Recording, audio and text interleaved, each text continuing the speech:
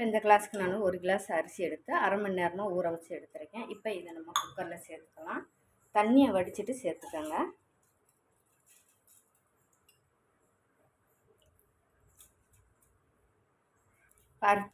அரிசி எடுத்த கிளாஸுக்கு நான் 4 கிளாஸ் தண்ணி எடுத்துருக்கேன். ஏன்னா நமக்கு தயிர் சாதம் நல்லா குலைவாக வேணும் இல்லையா?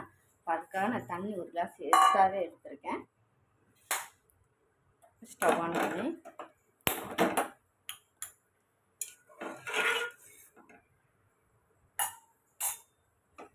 கலந்துட்டு இப்போ சாதத்துக்கு தேவையான உப்பு போட்டுக்கலாம்.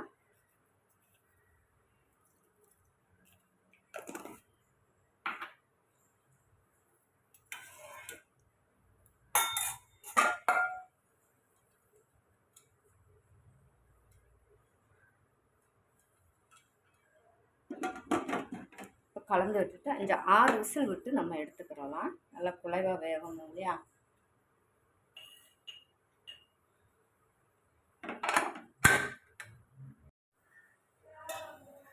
இப்போ எண்ணெய் சேர்த்துக்கோங்க. ஒரு 2 ஸ்பூன் அளவுக்கு எண்ணெய் காஞ்சது. இதில் கொஞ்சமாக 1 டீஸ்பூன் அளவுக்கு சோம்பு சேர்த்துக்கோங்க. சோம்பு பொரிஞ்சிருச்சு. இப்போ இதில் கொஞ்சமாக நறுக்கின பூண்டையும் சேர்த்துக்கோங்க. சேர்த்துட்டு இது கூட கொஞ்சம் கருவேப்பிலை.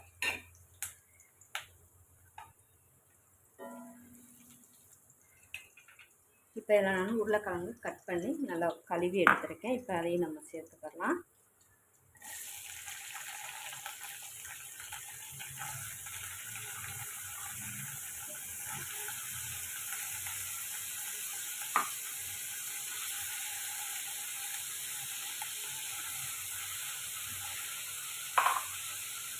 சேர்த்துட்டு உருளைக்கிழங்குக்கு தேவையான உப்பு சேர்த்து நம்ம வதக்கி விட்டுக்கலாம்.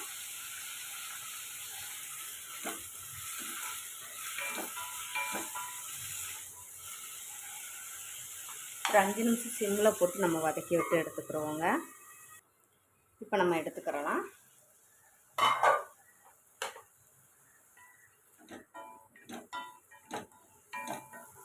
உருளைக்கிழங்கு நல்லா நம்ம திறந்து வச்சு நம்ம அந்த வேர்வை தண்ணியில் நம்ம வதக்கி விட்டு எடுத்துக்கலாங்க வறுவலுக்கு. இதில் 1/4 டீஸ்பூன் மஞ்சள் பொடி சேர்த்துக்குங்க.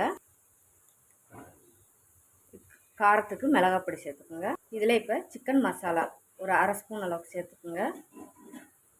1/4 டீஸ்பூன் கரம் மசாலா.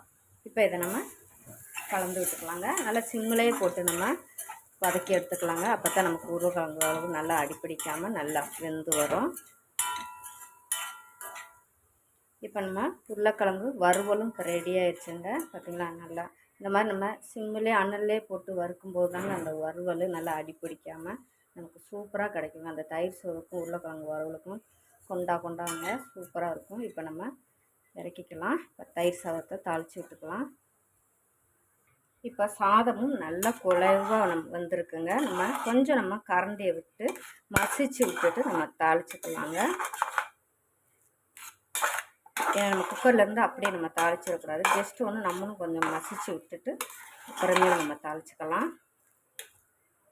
எப்படி தான் நம்ம குழஞ்சாலும் குக்கர் சாதம் அந்த தயிரும் பாலும் சேர்க்கும்போது நமக்கு விரைச்சிக்கிறோங்க. அதுக்காக ஜஸ்ட்டு நல்லா எவ்வளோ மசிக்க முடியுமோ நீங்கள் மசிச்சுட்டு அப்புறமேல் நீங்கள் தாளிச்சுக்கிட்டுங்க. தாளிச்சிட்டு நீங்கள் மசிக்கும்போது நமக்கு டேஸ்ட்டே நமக்கு மாறிடும். அதனால் சாதத்தை நல்லா நம்ம இந்த மாதிரி ஒரு உருளைக்கிழங்கு மசியல் இருந்தாலும் சரி, இல்லை கரண்டி குழிக்கரண்டி இருந்தாலும் சரி, நல்லா மசிச்சு விட்டுட்டு அப்புறமேல் நம்ம தாளிச்சிக்கலாம். நான் சொன்ன டிப்ஸை ஃபாலோ பண்ணுங்கள். ஏன்னா நீங்கள் தயிரும் பாலும் கலந்துட்டீங்கன்னு வச்சுக்கோங்க, நம்ம மசிச்சிட்டோம் விரைச்சிக்கிறோம்.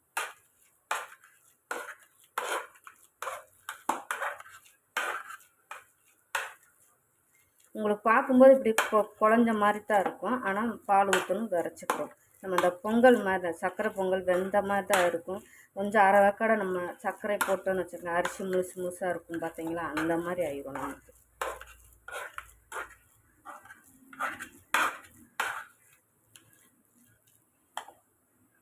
இப்போ நமக்கு வறுவலும் ரெடி ஆயிடுச்சுங்க. அழகாக பார்த்தீங்களா? நல்லா உதிரியாக இருக்குங்க. சூப்பரான உருளைக்கிழங்கு வறுவலும் ரெடி ஆயிடுச்சு.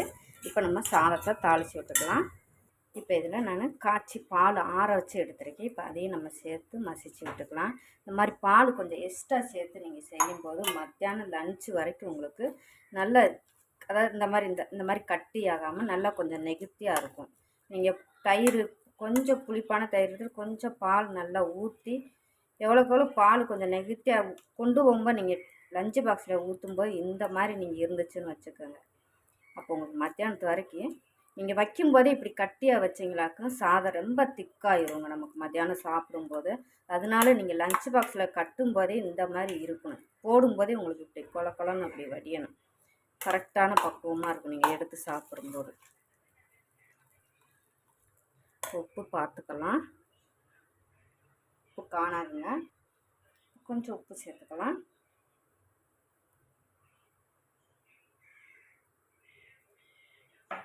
நம்ம அந்த சாதம் படிக்கும் உப்பெல்லாம் போயிடும் இல்லையா. ஏற்கனவே கொஞ்சம் கம்மியான உப்பு தான் போட்டோம், அதனால நீங்கள் பார்த்தீங்களா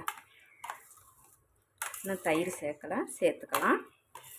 நீங்கள் தாளிச்சிட்டு இந்த மாதிரி கிண்டுனீங்களாக்க உங்களுக்கு தயிரோட டேஸ்ட்டே மாறிடும். எல்லாம் மிக்ஸ் ஆகி கோலாகிப்போம். இந்த மாதிரி இப்படி புழுகணும். இப்படியே நான் தயிர் எடுத்துருக்கேன், அதையும் சேர்த்துக்கலாம்.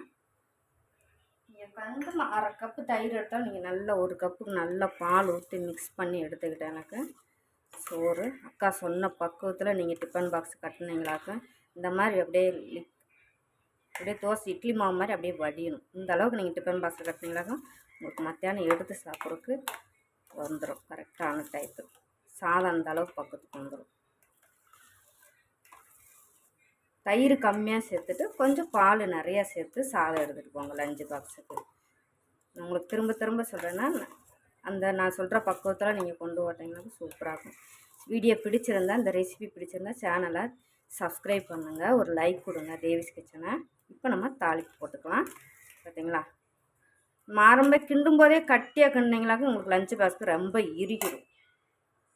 நம்ம தாளிச்சாச்சு. 2-3 பச்சை மிளகா நறுக்கி போட்டுக்கோங்க. இப்போ தாளிச்சதையும் நம்ம சேர்த்துக்கலாம். அவ்வளோதான். கொஞ்சமாக மல்லியில் சேர்த்துக்கோங்க. இதில் இப்போ நான் கடலைப்பருப்பு, உளுந்தம்பருப்பு, கொஞ்சமாக இஞ்சி நறுக்கி பொடியாக நறுக்கி சேர்த்துருக்கேன். அவ்வளோதான். கருவேப்பிலை, மல்லியெல்லாம் அவ்வளோதாங்க.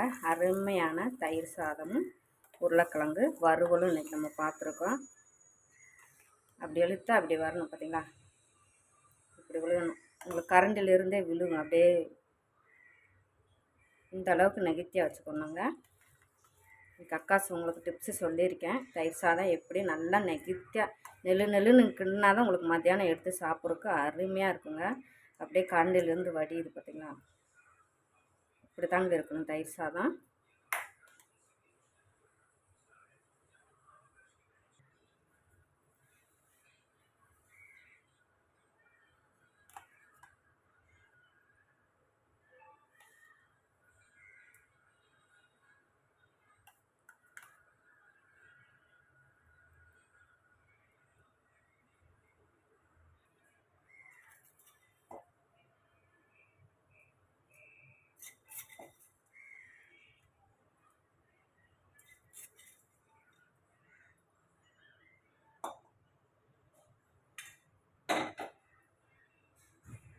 இன்றைக்கி நம்ம ரொம்பவே ஒரு சிம்பிளான குக்கரில் எப்படி தயிர் சாதம் லஞ்ச் பாக்ஸுக்கு எடுத்துகிட்டு போகலாம் நல்லா அவங்களுக்கு டிப்ஸோடு நான் சொல்லியிருக்கேங்க.